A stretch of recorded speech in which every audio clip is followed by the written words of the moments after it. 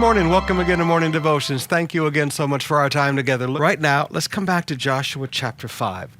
In our context that we've read today in our devotions, the people of Israel are getting ready to enter into the promised land. But before they can go, Joshua has to get them all circumcised. You say, well, Pastor, why weren't they circumcised already? They were supposed to have been, yes, but they weren't. Verse 7 of Joshua 5.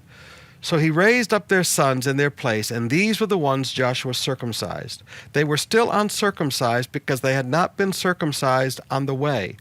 After that the whole nation had been circumcised, they remained where they were in the camp until they were healed.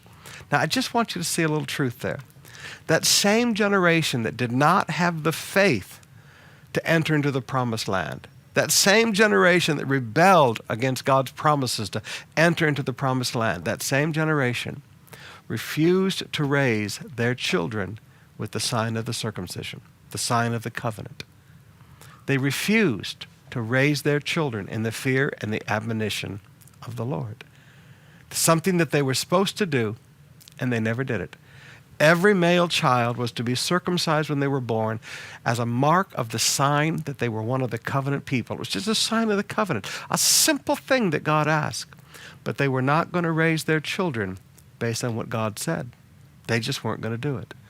Now, it's amazing to me when you trace that whole 40 years, and sometimes we look at it and we think, well, why was God so unforgiving that he waited for the whole generation of those soldiers to die before they could enter the promised land? Well, obviously, these people never changed in the 40 years. Now, you can look at God and say God was a bad guy, or you can realize from this verse and many other that these people never changed.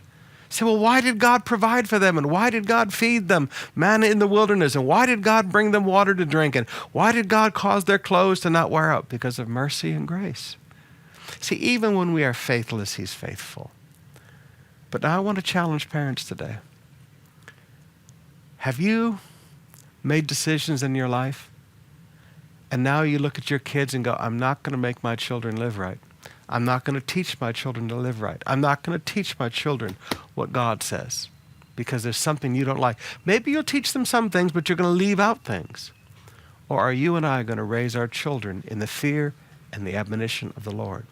What we really believe about God and what we really have in a relationship with God in our lives shows in what we teach our children.